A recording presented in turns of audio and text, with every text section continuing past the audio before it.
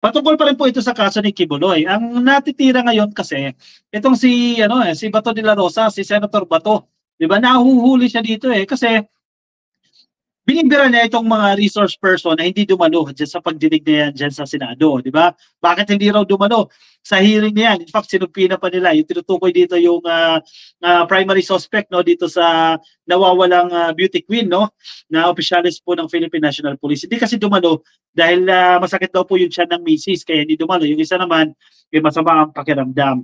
So, pinupulaan tuloy ngayon si Bato. Bakit itong mga tao na ito kaya mong pagsabihan ng ganyan, samantalang si Kibuloy, na mabibigat ang kasong isinampa rin dyan sa Senado, hindi niya mapagsabihan na dumalo sa mga pagdinig. Bakit nga ba?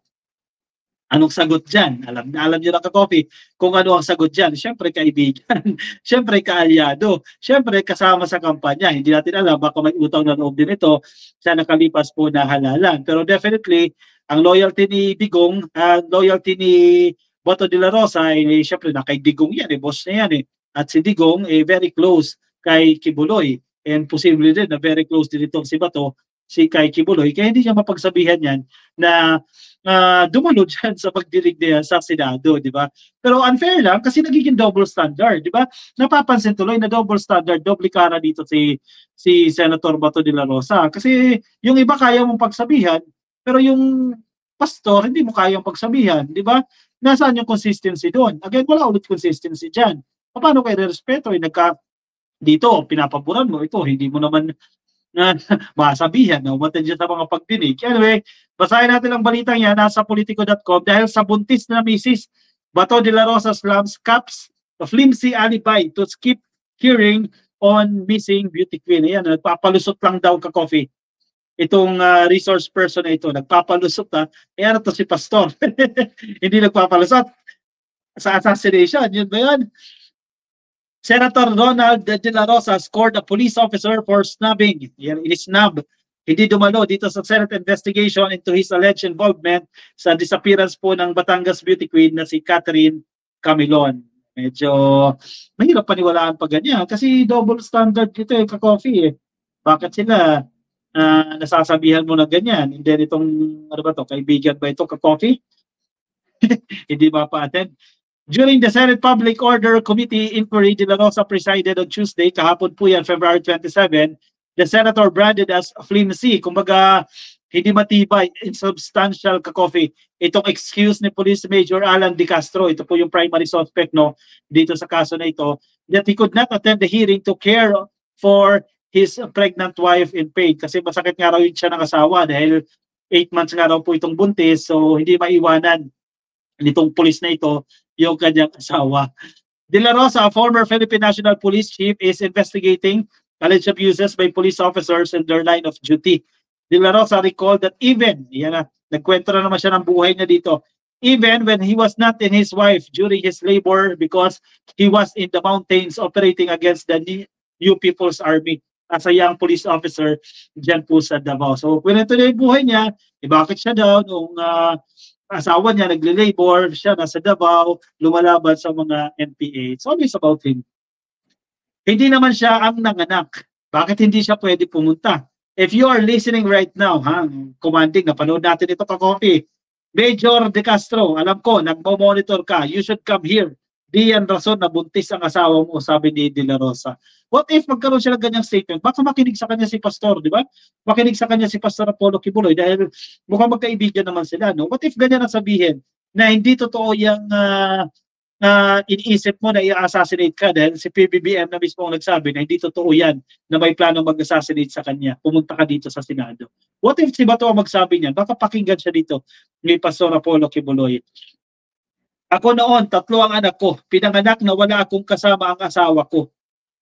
Baka na doon ang biyanan, kapatid. Nandoon ako sa bundok, nag-ooperate laban sa NPA. Yun pa, buntis pa, hindi pa naman nanganganak. Very flimsy itong alibi.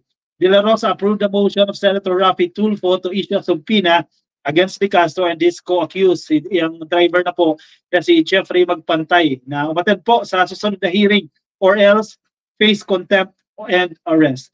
O yan, pwede niya sabihin niya kay Pastor, di ba? Umattend ka or else face contempt and arrest. O di ba? baka makinig sa kanya. De Castro was tagging the beauty queen's disappearance after admitting having an affair with Camilon. He has since been dismissed from the service. The two face kidnapping and serious illegal detention charges. Camilon has been missing since October 12, 2023. Ano sa inyo dyan, ka-coffee?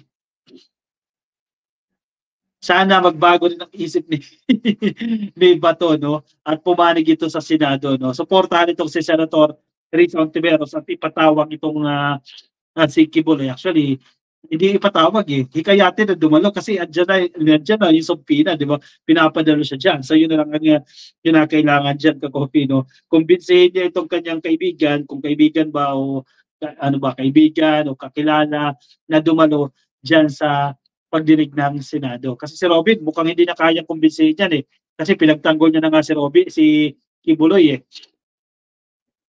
Gemma Garais, basta ka-coffee, no vote for pro-China at PDP Laban Party. So, nalalapit po yan na halalan sa 2025. Obvious si Andre ng iinis, huwag na lang nga pansinin. Oo nga eh, yun naman talaga yan.